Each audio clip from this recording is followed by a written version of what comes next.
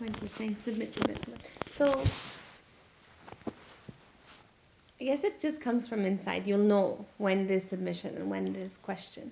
In the beginning, you are supposed to ask questions. If you will not ask, how would your teacher know, that we are seeking this knowledge and we are confused about this? You have to ask. But a level comes when you will know. You will be told if you don't stay quiet. Listen, you will know. Yeah. And at that time, it's just that you are all ears. You just want to take it in. Because a point comes in that it's not only you are getting answer to your question. When you're listening, each molecule in your body is listening, and you realize that, you feel that. And it's like you're drinking constantly, and you feel it that it's not, how do I say it, that I recall one time that you could feel that your dense body is taking so much in that a time comes at times that you are not able to deal with it, and you might say, stop, can't handle it. So what I mean to say is that every particle goes through a transformation, every cell goes through a transformation, and you are able to understand it, you're able to feel it. If you don't even have words, like one class I recall, and it happened, there was a class going on, and one of the students said, stop, I just want you to stop. And the teacher said, what's happening? And she said, I don't know, but something is happening. And she did not know what was happening, but something was happening. That was her way of just communicating something was happening. But later on, you learn, when you keep going further, that it's like cell by cell, you're going through this transformation. Your dense body is not able to deal with it. It cannot handle it. You feel pressure. That's the right word. You feel so much pressure that you just cannot sit still. It makes you very, very uncomfortable, that you just can't handle it, and you want it to stop. That's that your body will tell you that now just you have to listen. You have to just get it in. So all these stages do happen if we continue in our journey. Alhamdulillah. There is so much more to tell. It's like crazy, how much, and the more we are ready, the more it will come out. Remember, it's the same relationship, right? That it does not come out if there is no ready child who's hungry. Alhamdulillah. Anything else you want to share, Khayal? Something comes to your mind? Not at this point. Not at this point. You want to share something? No? Okay. All right. So I had not thought of that it will go so quiet. I have few things to... I was telling Shahnaz, Khayal, that I have few things to share with you guys, so you can give it to your children, actually. Because if you are coming to classes, I think it's very good that you share something to your kids too. And I have different things, and I do not know what to give to whom. So I'm going to keep it in front of you guys. And you decide. So this is Ruhani Roshni Farman. This is Golden Jubilee Farmans. Golden Jubilee. So this is two books. So one is black and white, and one is colored, it seems. It's just the front page is colored. ये क्या एक पतली है एक मोटी है दोनों different है. अच्छा ये back to back है Yeah, it's Golden Jubilee Farman. हाँ It's just the front pages. The color and everything. हाँ This is- show me that one. This looks bigger. Yeah, it looks they all bigger. have different. And it has my mark too. So these are same. Oh, it is 2008. That's why. ये वाली 2008 तक है. So this is a different book. This is just. Oh, because this one has Urdu too. That's why too. That's why I had kept it. This one has Urdu. I do not want to guys give you anything Urdu, but English, so you can give it to your children. But this ये complete नहीं है. हाँ complete है क्योंकि back to back. ये क्या है? एक मिनट 2008 के भी है. I don't know what it is. It is. Okay. Oh, I have this data copy of Rohani Roshni. I think so. You have Rohan Roshni, but for your children to read it at bedtime, kind of. That'd be nice.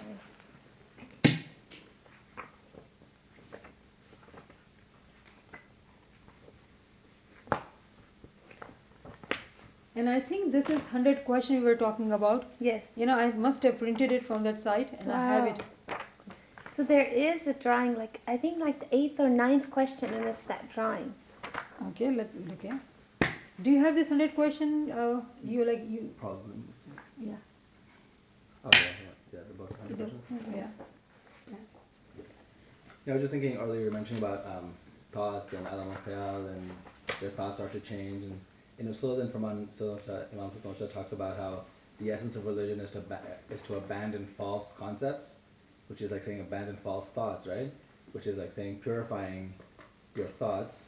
Because when the first thing purifying your thoughts is not just meaning. I mean, of course, basic is there to keep it, clean thoughts, but also to abandon false concepts means anything which was in your mind that was not correct, like the false teachings, is to abandon those and mitigate those should be removing them, right? So it's a link with this, meaning when you said that your alam al changes, right? As you're purifying it, and the false, like for example, like we brought up the verse, if we have a certain understanding which is not correct, that dies away.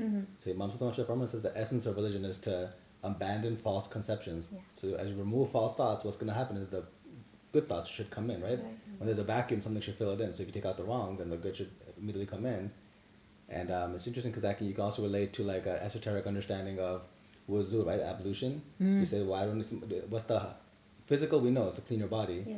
Spiritually should be to keep yourself clean. Again, not just clean deeds and clean thoughts, which is there. That's what we should take for granted. You have to be a clean person, right? Spiritually, emotionally speaking, or ethically speaking. But to clean your thoughts in that way for spiritual ablution is again to get rid of, push away the evil, the bad, wrong concepts, and to purify yourself with the true knowledge, right? That's and Imam Sultan says that the essence of religion is to abandon false concepts. So it's like we're performing our esoteric pillars of Islam in that sense, not just keeping physically clean, but wuzu should be that you're cleansing yourself from the wrong knowledge, which is associated with outside the deen, and you're aligning yourself to the Imam and seeking knowledge from him. That's actually cleansing your inner body, right? The body that you worship with. Body to worship with your spiritual body that you worship. Because we worship with our physical body. But then we must be worshiping with the spiritual body, which is in the form of thoughts and ideas and concepts and belief. You remind me of one point I thought that I would share with you guys, that when we talked about this natik, the Shariat, right? It is so interesting for us to know that the Shariat during Hazrat Adam alayhi salam was to marry brother and sisters, right? In Hazrat Noah alayhi salam, the Shariat was for a father and daughter to get married. Now, when you tell these laws or Shariat to somebody who doesn't have knowledge, it's like unacceptable, right? It's nowadays, what do they call it? Heinous crimes, right? But if you were to have this knowledge, the knowledge of the river of honey, what happens that, and this is also from Wajhiddin actually, that the brother and sister, meaning that when in namaz, if you were to be in desert and you have no water to do wuzu, so you do tamim. Tamim is that, so in physical meaning, it is you take matti and you kind of do wuzu. That's a physical meaning. But the spiritual meaning is that if you don't have a teacher and if you are seeking knowledge and you want to correct your ill concepts, what you do is to sit among yourselves at the same level, brothers and sisters. You don't have a teacher, you don't have anybody to teach you, so you sit among yourselves and learn from each other, and it is acceptable. It's a tamim. So that's what you reminded me from wuzu. And then the Sharia of Hazrat Noah alayhi salam, when it's like father and daughter, what it means actually, and we know this concept very well, Imam is the Marde Mutallaq, the man, okay? And we all are the girls. And we all get married to our father, spiritually he's our father. So with river of honey, the knowledge, it tells us the meaning of the Sharia. Otherwise, the whole Sharia, like if you were to read the book Wajhiddin, it talks about everything given as law of Sharia has such a beautiful esoteric meaning. It's like it's mind blowing, and people are doing this, sunnah of following Sharia without understanding the meaning of it. And all the knowledge is like all the secrets of Imam are given there. If you want to study it, So it's a beautiful journey of knowledge. If you were to keep going in depth of it, it's just amazing. Shukran Mawla. So thank you for reminding. See that if you say that, it will come to me. Yeah, What else? it just came from my, no, that's, Yeah, it's I was beautiful. going to comment that sometimes when you read like these when you read the books on Sharia or even like the esoteric meaning of Sharia, it just comes to my mind that it almost seems like as if the Prophet purposely constructed this Sharia in such a complicated way. Well, actually, it's true because about the wine, it's built that it's so complicated or so like it seems so strange at times. Like why all these rules? Why all these little Posed a details? question. And it's almost like it was there just done just for that fact that he's waiting for somebody to say why. Yes. Because like it's like right like why because it's like otherwise if no one says if there's nothing to confuse you or to make you understand then you'll just go about There's no it's digging. very simple right so it's almost like these things were made just for the purpose of someone to say this doesn't make any sense hold on I have to understand Explain this to do me. What is this? why run 7 times between in like in the pilgrimage why run between two mountains the Safa and Marwa why would you run 7 times why 7 Yeah. it almost seems like he kept saying these things waiting for someone to say but wait and it's okay now let's talk let's go deeper. Otherwise, but the thing is, sometimes some people get so fixated on Sharia rules, like other Muslims, that you have to follow these things just like this, and this is the wisdom. Is just the fact that it's there, whereas the truth should be that, well, why is it like that, right? And then start to understand. I mean, is it the details of what you're doing in the physical sense, or is it what is it meant to represent? And the representational knowledge That's should be right. taking you, not just Higher. running back and forth between two hills Yeah, or that's running on your tippy like sometimes it even almost seems silly. In some Ismaili books, they'll even say that the physical Sharia, it's like if a person were to think, it seems very irrational. It doesn't even seem logical. Even sometimes like at the external Zahiri level, it doesn't make any sense. Why you would do that? I've seen someone looking would say, "This is very silly stuff. Like why do you have to run?" And then it says, "Run on your tippy toes." But why is that part of the Sharia? Like, why is that religious, right? What is the meaning of that too? So all these small things, or why there's a certain zakat on this sheep and certain zakat on that gamble, or if the sheep has baby, it's like all these details. It's like why, right? And then there's a symbol of each animal has a symbol, what it meant, what the babies meant, and it's very complicated. it's very complicated. Yeah, Good to study a lot. yeah. And sometimes I feel like we're talking of numbers. If you go into depth of numbers or even diagrams, oh my God, it's a whole science within it. At esoteric level, I feel like, and it gets so complicated sometimes that it is hard to get the grasp the concept of it. I feel sometimes the spirituality is very easy actually. If you just focus on the essence, it's easy, but we have made it very complicated. There are different types of people too. It's like so interesting that there are some people who will respond to concrete maths. For them, that's the journey actually. And there are people who would respond to poetry, or singing or dancing.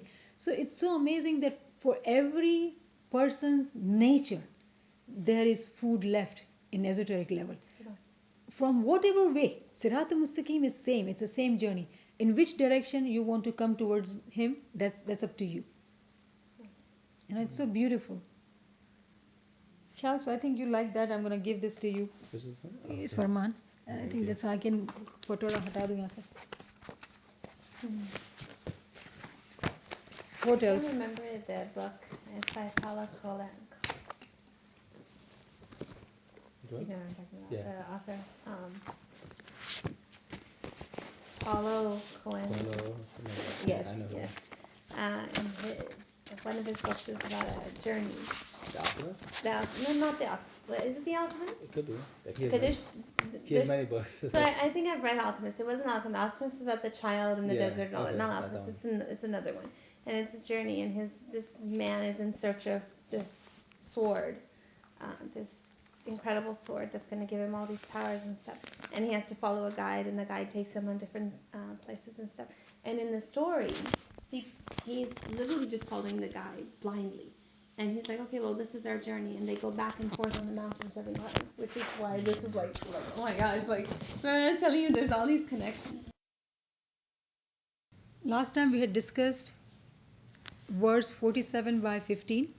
In that, when we were discussing, I had commented that if a person doesn't have the true knowledge, he or she, when she sits in ibadat and sees the nur, they won't know.